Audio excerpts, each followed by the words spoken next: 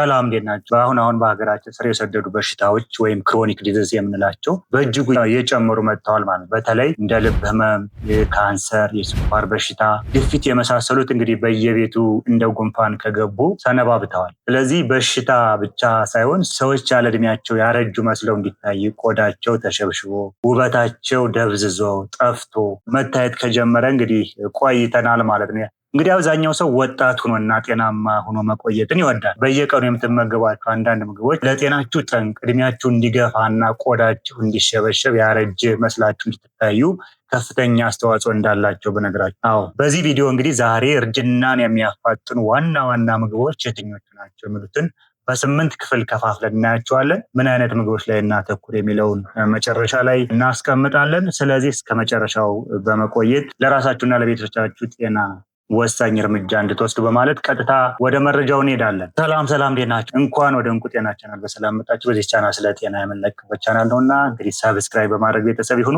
ላይክ ካላደረጋችሁ ደግሞ እስከ መጨረሻው ቪዲዮ ይዩና ከወደዳችሁት ላይክ ታደርጉልናላችሁ። ስለምትከታተሉን እጅግ አድርገን እናመሰግናለን። ቀጥታ ወደ መረጃው እንሄዳለን።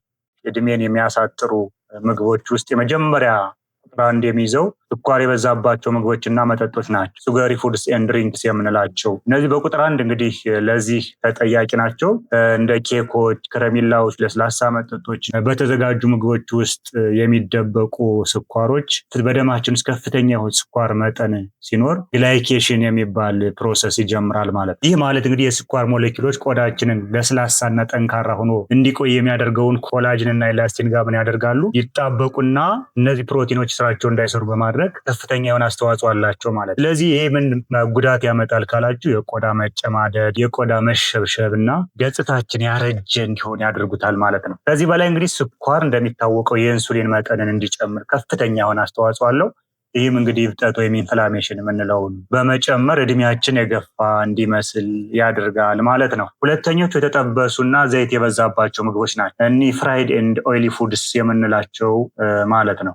በሀገራችን ብዙም የተለመዱ ባይሆንም በውጭ ለምትኖሩ እንደ ፈረንሳይ ጥብስ፣ የተጠበሰ ዶሮ እንዲሁም በሀገራችን ደግሞ እንደ ቺፕስ፣ ሳምቡሳ የመሳሰሉት የተጠበሱ ምግቦችን የሚያጠቃልሉ ሲሆን እንግዲህ በዘይት የተሰራ ምግብ በተለይ ደግሞ ዘይት እንደገና አቅልጠን የምንጠቀምበት ከሆነ ለምሳሌ ሳምቡሳ ሲጠበስ መጀመሪያ ይጠበሳል፣ እንደገና ሌላ ይጠበስበታል። ቺፕስም እንደዛው ማለት ነው። እነዚህ እንግዲህ ምን ያደርጋሉ? ፍሪ የሆነ ራዲካል እንዲለቀቅ ያደርጋሉ ማለት ነው። እነዚህ ደግሞ በቀጥታ ሴሎችን የሚጎዱና እርጅናን የሚያፋጥኑ ያልተረጋጉ ሞሌኪሎች እንዲለቀቁ ያደርጋል ማለት ነው። እነዚህ ይፈጠራሉ። ከዚህ በኋላ እነዚህ ፍሪ ራዲካሎች የቆዳ ሴሎችን በቀጥታ በመስበር እብጠት እንዲጨምር እንዲሁም ለልብና ለጉበት በሽታ ቀጥተኛ የሆነ ግንኙነት እንዳላቸው ጥናቶች ያመላክታሉ። ሶስተኛ የተጣሩ ካርቦሃይድሬቶች ሪፋይንድ ካርቦሃይድሬትስ የምንላቸው ናቸው። እነዚህ እንግዲህ እንደ ነጭ ዳቦ፣ ነጭ ሩዝ፣ ፓስቲና በተጣራ ዱቄት የተሰሩ ፓስታዎች እንግዲህ እነዚህ ለመብላት ምንም እንኳ የተመቹ ወይም ጥሩ ቢመስሉም ግን በሰውነታችን ልክ እንደ ስኳር አይነት ነገር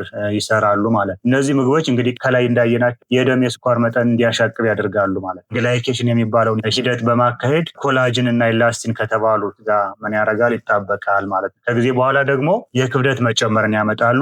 የስኳር በሽታና የልብ ህመም እንዲመጣ ከፍተኛ የሆነ አስተዋጽኦ አላቸው። እነዚህ ሁሉ ፕሮሰሶች ሰውነታችን በፍጥነት እንዲያረጅ ከፍተኛ የሆነ አስተዋጽኦ አላቸው። አራተኛ የተቀነባበሩ ስጋዎች ናቸው ወይም ፕሮሰስድ ሚትስ የምንላቸው በሀገራችን ብዙ የተለመዱ ባይሆኑም አሁን እንግዲህ በሰፋፊ እና በትላልቅ ከተሞች እየተለመዱና እየተስፋፉ መጥተዋል። ተቀነባብረው የሚመጡ የስጋ ውጤቶች በውስጣቸው እብጠት ወይም ኢንፍላሜሽንን የሚጨምሩና ኮላጅን ምርትን በመቀነስ ቆዳችንን ሊጎዱ የሚችሉ መጠባበቂያ ንጥረ ነገሮችን ወይም ፕሪዘርቫቲቭስ፣ ሶዲየም ወይም ጨውን እና እንደ ናይትሬት ያሉትን በብዛት በውስጣቸው የሚይዙ ናቸው። እንዲሁም በቀጥታ ከልብ ችግርና ከአንዳንድ ካንሰሮች ጋር ቀጥተኛ የሆነ ግንኙነት እንዳላቸው ጥናቶች ያመለክታሉ። በአምስተኛው አልኮል ነው። የአልኮል በሀገራችን በተለይ የተለመደ ነው። የአልፎ አልፎ 1 ብርጭቆ አልኮል መጠጣት ጉዳት ላይኖረው ቢችልም ከልክ ያለፈ አልኮል ግን ቆዳችሁን እንግዲህ ውሃን እንዲያጣ ያደርጋል ማለት ነው። ስለዚህ ቆዳችን ደረቅና የዛለ እንዲመስል ያደርጋል። እንዲሁም እንግዲህ አልኮል የደም ስሮችን እንዲሰፉ ያደርጋል ማለት ነው። ስለዚህ አይናችን የመቅላት ማበጥን ሊያስከትል ይችላል ማለት ነው። እንግዲህ አልኮል ሲጠጣ ዋና መርዛማ ንጥረ ነገሮችን ለማጣራት ከፍተኛ የሆነ ስራ ያለውን ጉበታችን በቀጥታ ያጠቃል ማለት። ስለዚህ የተጠቃ ጉበት ደግሞ ጎጂ የሆኑ ንጥረ ነገሮች ፕሮሰስ አይሆኑም። ስለዚህ እዛ ጋር ምን ሆናሉ? ስቶርድ ይሆናል። እንግዲህ ይህ ስቶርድ ሆነ ማለት ሊቨር አልሰራም ወይም ጉበታችን አልሰራም ማለት ጉዳቱ ዳብል ይሆናል። ከውስጥም ከውጭም እርጅና ምን ይላል ማለት ነው? ይፋጠናል ማለት ነው። ስድስተኛ ጨዋማ የሆኑ መክሰሶች ናቸው ወይም እነዚህ ሳልት ስናክስ የምንላቸው እንደ ቺፕስ የመሳሰሉ በተለይ በየመንገዱ በየሰፈሩ የሚሸጡ እየታሸጉ የሚሸጡ ምግቦች ከፍተኛ የሆነ የሶዲየም በውስጣቸው ወይም ጨው በውስጣቸው ስለሚኖር ውሃ ማቆየትን ያስከትላሉ ማለት ነው። ይህም እንግዲህ ፊታችሁ እንዲያብጥና ቆዳችን የመለጠጥ አቅሙ እንዲቀንስ ያደርጋሉ ማለት ነው። እንግዲህ በጣም ብዙ ጨው ደግሞ ቀጥተኛ የሆነ የደም ግፊትን መጨመር ወይም ከፍ እንዲል ያደርጋል። ስለዚህ ልባችንና ኩላሊታችንን በቀጥታ ይጎዳሉ ማለት ነው። ሰባተኛ ቀይ ስጋ ከመጠን በላይ ማለት ነው። ቀይ ስጋን እንግዲህ በመጠኑ መብላት ገንቢ የሆኑ ንጥረ ነገሮችን በተለይ ፕሮቲን ለማግኘት ከፍተኛ የሆነ ጥቅም አለው። ነገር ግን ከመጠን በላይ በድግግሞሽ በየቀኑ ቀይ ስጋን የምትበሉ ሰዎች ደግሞ በተለይ ቅባት ያለበት ክፍል ከሆነ ከፍተኛ መጠን ያለውን ፍሪ ራዲካል እንዲመነጭ ወይም እንዲለቀቅ ያደርጋል ማለት ነው።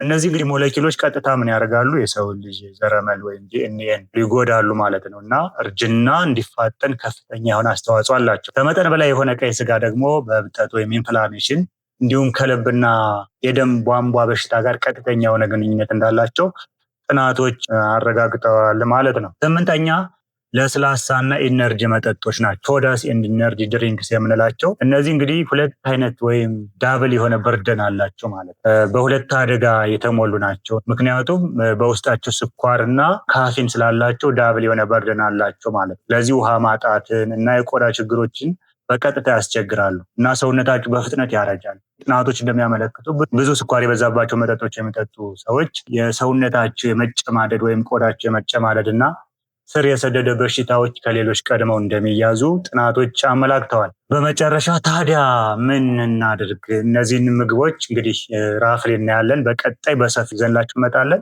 ግን ማተኮር ያሉብን ምግቦች ለጤናማና እርጅናን እንዳያስከትሉ ማተኮር ያሉብን ምግቦች ምንድናቸው? ፍራፍሬዎችና አትክልቶች በተለይ በጸረ ኦክሲዳንት የበለጸጉ ናቸው። እነዚህ ለውዝና እንደ ለውዝ አይነት የለውዝ ዘሮች በተለይ ለቆዳና ለአንጎል ጤናማ ቅባቶች ናቸው። ሌላኛው አረንጓዴ ሻይ በእርጅና መከላከል ውህዶች የበለጸገ እንደሆነ ጥናቶች እንግዲህ ያመላክተዋል። እንደ ሳልሞን ያሉ በኦሜጋ 3 የበለጸጉ አሳዎች እና ሌሎች ደግሞ ቆዳችሁ ውሃ እንዳይቀር ውሃን በደንብ መጠጣት እነዚህ ጋር ማተኮር አለብን ማለት ነው። ስለዚህ ስናጠቃልለው እርጅና ምንም እንኳን ተፈጥሯዊ ቢሆን እንግዲህ ማፋጠን ግን ምርጫ ነው። እነዚህ ምግቦች በማስወገድና በጤናማ ምርጫዎች በመጠቃት ቆዳችሁን፣ ሰውነታችሁን፣ ጉልበታችሁን መጠበቅ ትችላላችሁ ማለት ነው። በዚህ ዘመን የተስፋፋውን በሽታ ክሮኒክ ወይም ስር የሰደደ በሽታ ለመከላከል ከፍተኛ ዋጋ ስለሚያስከፍለን መጠንቀቅ ይኖርብናል ማለት ነው። እርጅናን የሚጠብቁና ጤናማ የሆኑ ምግቦች የትኞቹ ናቸው እና ለምን የሚለውን በቀጣይ ክፍል ይዘን እንመጣለን። ስለዚህ ሰብስክራይብ በማድረግ ቤተሰብ ይሁኑ። ላይክ ካላደረጉ ደግሞ ላይክ ያድርጉልን። እንዲሰራላችሁ የምትፈልጉትን ደግሞ ኮሜንት ላይ አስቀምጡ። ደህና ሁኑ።